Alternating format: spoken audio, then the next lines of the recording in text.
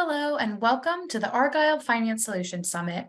My name is Brittany Sullivan with Argyle, and it's great to have everyone joining us today.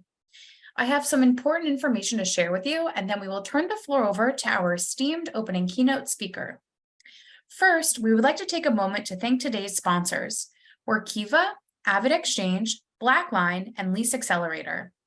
Our sponsors are committed to providing you with valuable content and a great overall experience. At any time during today's event, you can visit their virtual booths from the main agenda page, which includes complimentary materials, information, and meet and greet opportunities. We also welcome you to stay socially connected during today's event. For those of you who are active tweeters, please use the hashtag ArgyleDigital and follow us on Twitter at ArgyleExecForum. Also be sure to follow Argyle on LinkedIn for special announcements. I would also like to take a moment to touch on our content neutrality policy, which we have curated based on the feedback we have received over the years from our members. We have worked closely with our speaking faculty to ensure that you receive a set of balanced and neutral viewpoints during the session today, and we truly appreciate our members' support of this policy. Finally, and most importantly, we would love to hear from you. So during each session, we encourage you to submit your questions and comments in the Q&A box on your screen. Following each presentation, we have set aside time for our speakers to weigh in on your questions. Thank you again for joining us. Now let's get started. Without further ado, I would like to introduce Sumita Saini, Senior Vice President, Enterprise FP&A Commercial Finance. We're excited to have Sumita with us for her opening keynote titled Scenario Planning for Long-Term Success. Welcome, Sumita, and over to you. Good morning, everyone. So excited to be here and sharing information on this very important topic. For many of us who might be in finance on this call, as you know, our lives have been upended a bit the past few years with the pandemic. So, I think we've all been practicing some form of scenario planning, but I'm excited to share with you some more details regarding this. So as we move on to my first slide on scenario planning, just a fun factoid on this. Yeah, so a fun fact on scenario planning. Scenario planning actually was pioneered by the US military, and they do this constantly where they run their exercises looking out up to 20 years to guide their research and development efforts. So that's just a fun fact, and that's really made its way into our daily lives in finance. And scenario planning has really always been a key tenet of the CFO office. And with today's financial leaders, we have the challenge of navigating the current economic headwinds that we're all too familiar with, but also positioning our organizations to respond flexibly to future trends. So CFOs always, and the finance teams always need to make sure that our organizations have the wherewithal to be able to react to whatever might come. For some, it might mean that we're focused more intently on liquidity. Cash is king, and the last few years it's been even more highlighted. And specifically, financial leaders managing tight margin businesses. That really means you are able to ramp operations up or down in response to economic conditions. So by visualizing all these potential opportunities and risks, essentially businesses become more proactive versus reactive. So that's something that we've always asked of our finance teams. And scenario planning really allows you to do that. And it's really a way to assert control over all the uncertainties in some shape or form by really identifying those assumptions. By building the awareness of what could happen, you can, really spot warning signs that might be out there, respond accordingly. And when the worst case event happens, the scenario planning documents add a lot of value to playing out all these multiple outcomes and list all those immediate steps that need to happen to contain that damage. But they're also valuable for best case scenarios and options. Say, what if you have an amazing product that goes viral and the demand spikes up 300%? Wouldn't we all love that? But are you ready for that? Are you ready to fulfill that demand? say you have a really opportunistic acquisition that comes your way, are you able to quickly run through the hoops and take that opportunity? Are you prepared? So scenario planning is really all about being prepared.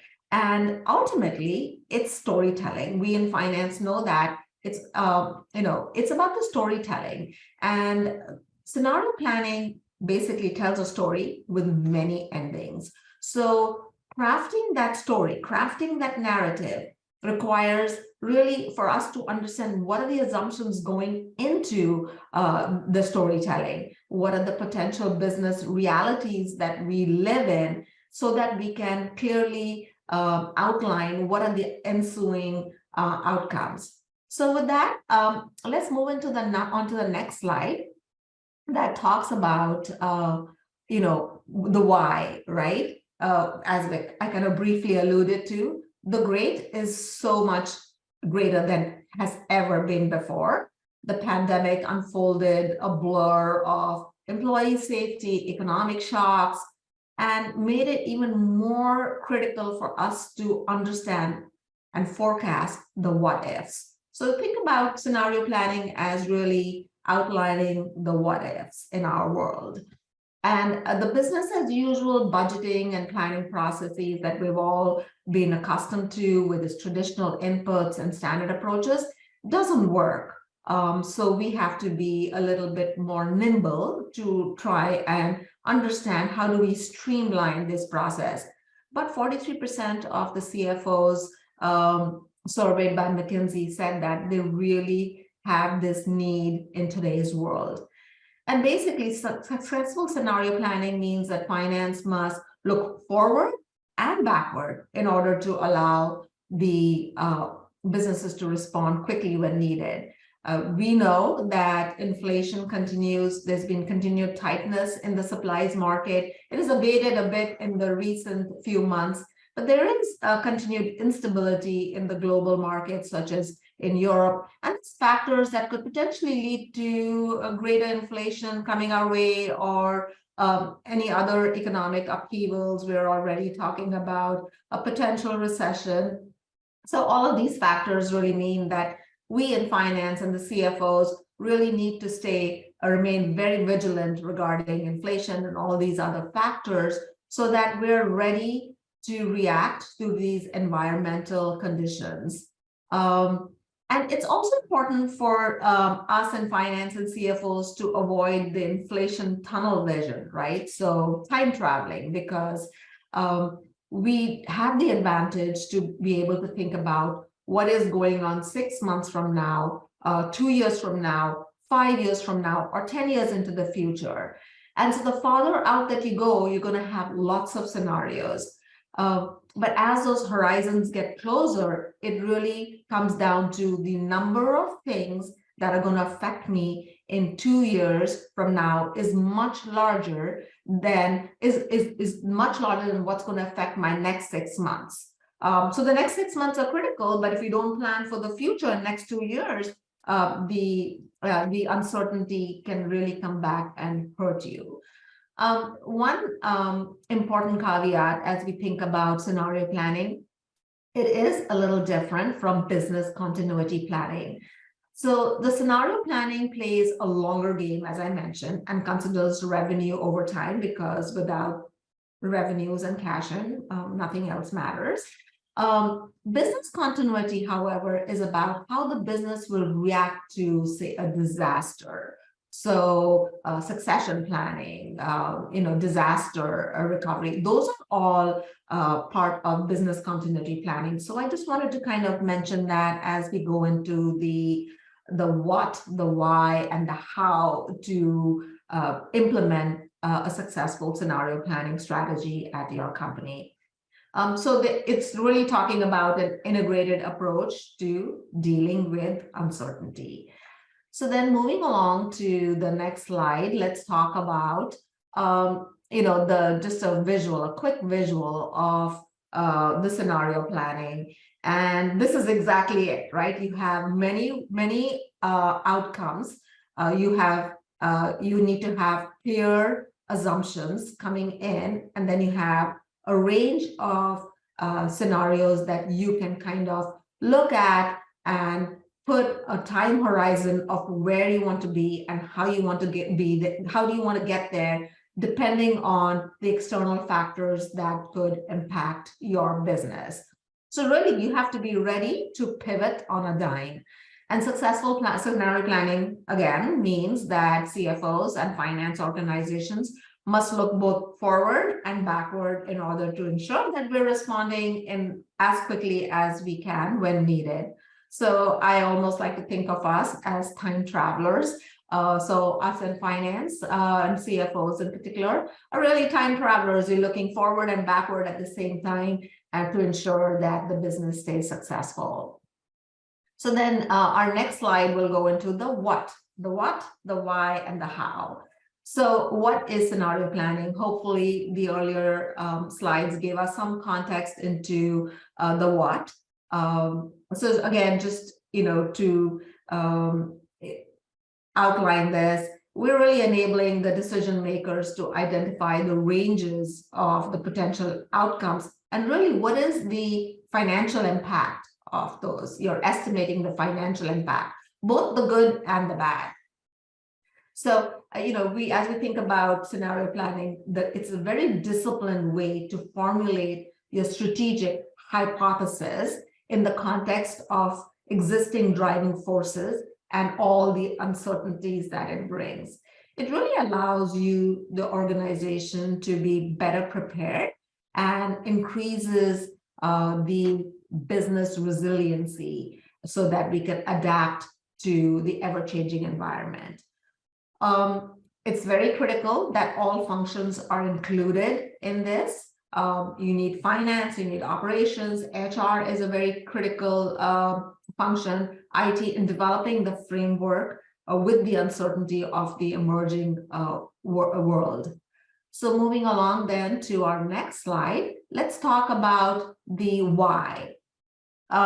Very obvious, we talked about the business resiliency, and it's a competitive advantage. So if you have a business that has scenario planning outlined with your clearly outlined assumptions, you have your framework so that it can allow the board to make any non-emergency decisions, you're already at a place where you have a competitive advantage over a business that does not, because you have a roadmap of how to continue successfully if you have different forks in your road and you know what those potential ensuing outcomes might be.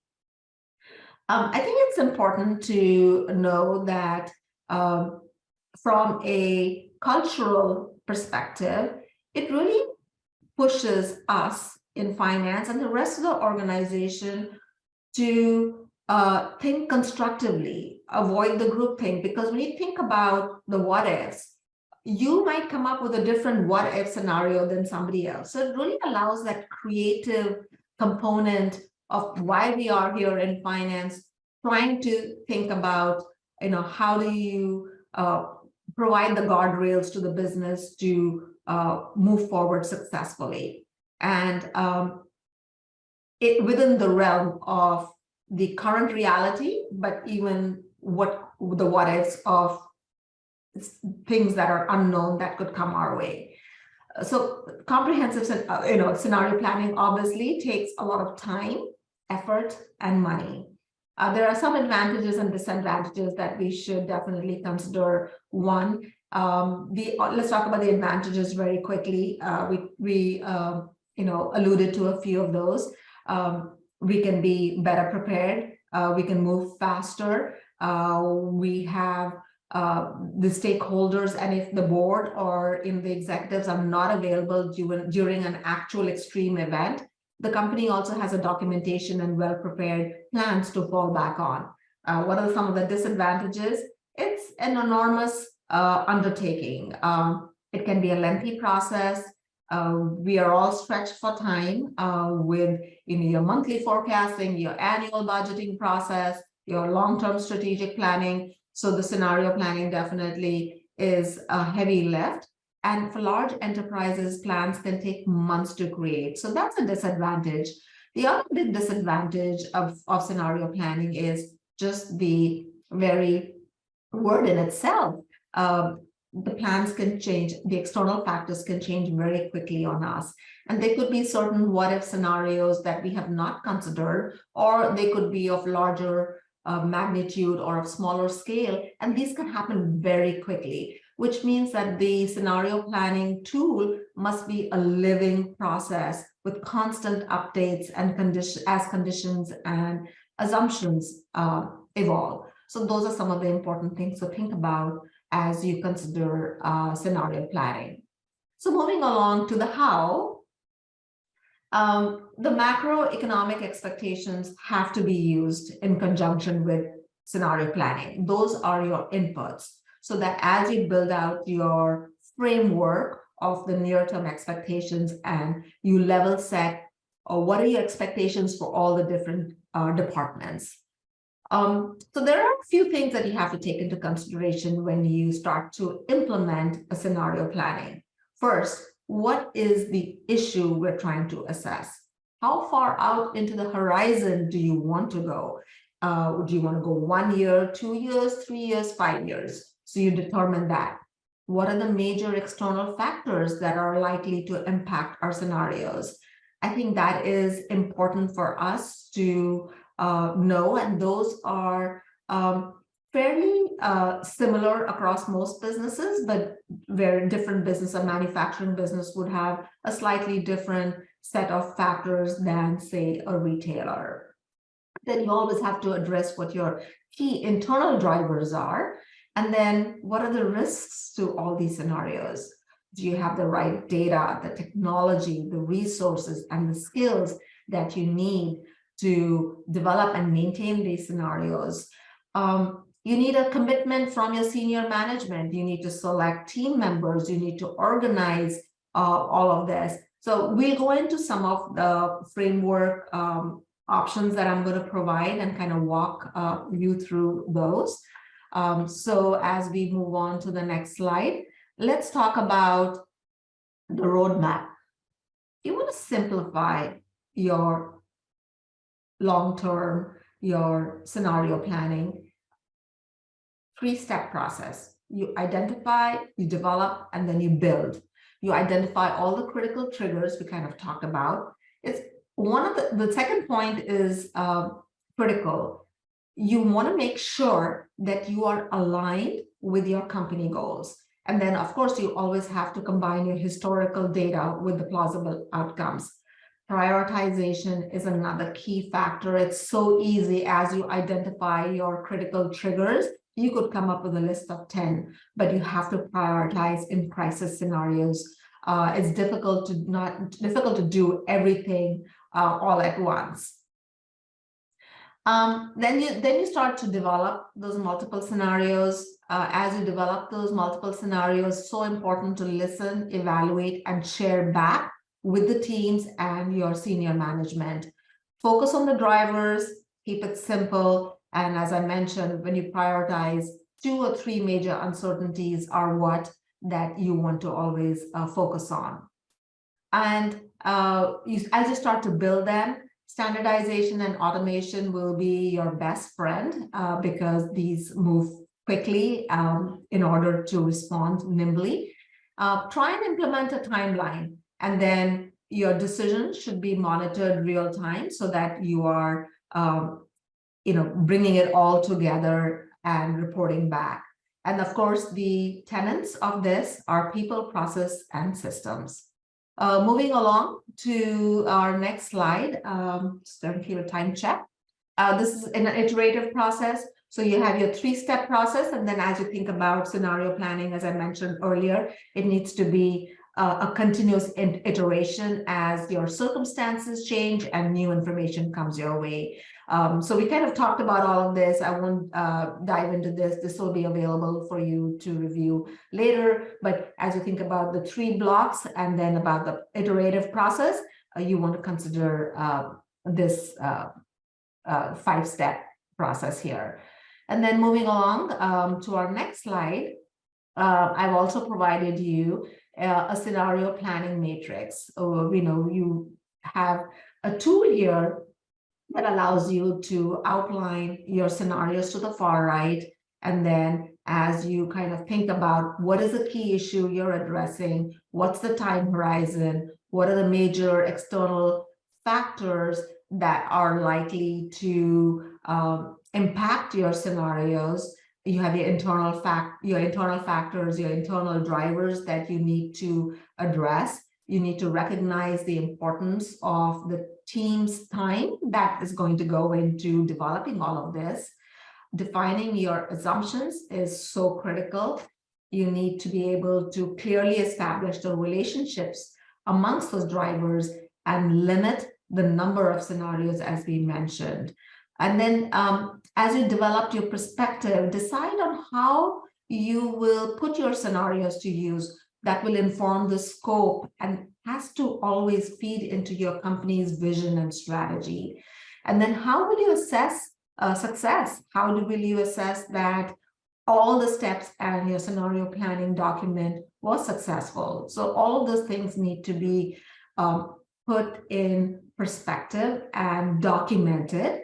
And then the maintenance, as we talked about, do you have the right data? Do you have the right technology? Do you have the right talent, the resources to embark on this monumentous journey? Moving along to the next slide here, best practices. Assemble the right team. Usually scenario planning is led by finance, typically the FP&A function. But as we talked about earlier, this is an integrated approach. So we want to make sure that we are not doing this alone. It needs leaders across the business units and HR to get their input. We need to get the right data so that we're executing this with confidence. So not just the general ledger data, but historical comparative sales data. You need your headcount, your expected growth. You need a lot of this other information. So you're bringing it all together so that you have the right foundation that's built here. And then as you start to model with the basic scenarios, you've developed your low, medium, and high models. The low is obviously where your costs and revenues are challenging. Your medium is where your sales continue to grow at your current pace. And then high usually, is built on your increasing demand and acceleration in sales due to big changes in the market. The goal is to ramp up capacity without incurring costs that would eat into your margin. So you want to kind of think about those as you develop your three basic scenarios with the low, medium, and high models. And then you always want your break-even analysis so that you're supporting this with data so that you have your decision-making regarding your cash flows at your break-even levels. And then just summarizing this very quickly, bringing it all together, we are, so if you want to move on to the next slide, this is our last slide. We talked about, in finance and the CFO's office in particular, we are one of the few people in the company whose scope and remit crosses the whole company. We have information and data across the board. So it's really critical as we bring it all together. We have the communication with all of the stakeholders to understand what is needed. And we're using our unique ability to see across the company to bring it all together, determining the building blocks. And as we listen, we evaluate, and we share back with the teams and especially senior leaders, you'll eliminate that process transformation inertia that can creep into this process because it is a heavy lift. And I just kind of listed out a few areas as you evaluate your team and processes. It touches across all of these areas with cash, capital spend, working capital, as well as your monthly management reporting as you fold in scenario planning into your workflows. I think it's so important, as I mentioned earlier, you focus on your business drivers. Data standardization will be your biggest friend. And always remember that prioritization is going to be so critical in this process. because of the ambiguity of what we're dealing with. And lastly, stay flexible, be flexible. With that, I think we have a few minutes to take questions. So I'm going to take a quick peek at the questions that have come our way and look to see if there are some that I can answer for you. What role does AI or automation play in scenario planning? I think that's a really, really good question, because as we know, AI has crept in a lot into our forecasting world over the last, I would say, a year. And so the more that we are able to leverage the data and AI into the automation, I think it makes our jobs easier from the number crunching perspective. And then we're more focused on the narrative and the storytelling that I alluded to very earlier. Let's see. The next question, can you make any recommendations for organizations struggling to strengthen their FP&A function? Yes. I think the biggest challenge for FP&A has been communication. I would say that the biggest challenge to building an effective FP&A team is bringing on board the right talent that has the skills to communicate effectively with business leaders and make friends with people across the organization. I cannot tell you how important that is. Too often, we in FP&A are considered, we're in everybody's business. So, I'm sure I see a lot of heads nodding here when, FP&A is there to ask questions. But the more that we can gain the trust of the teams, of the business units, the easier our job becomes. And how do you do that? You have to show them what value you bring to the table, and you have to show them the benefits of how numbers can translate into effective business decision making, and how it makes the business leaders look good. And I think too often we in finance are known to say the word no.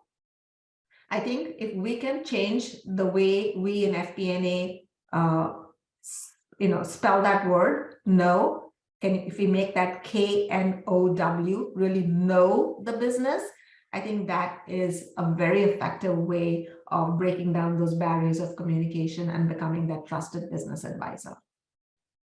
So with that, I will turn it back to see if there's any other questions. Thank you so much, Sumita, for such an excellent keynote. I also want to thank everyone for joining us today. This session, along with all of today's content, will be made available on demand following the event.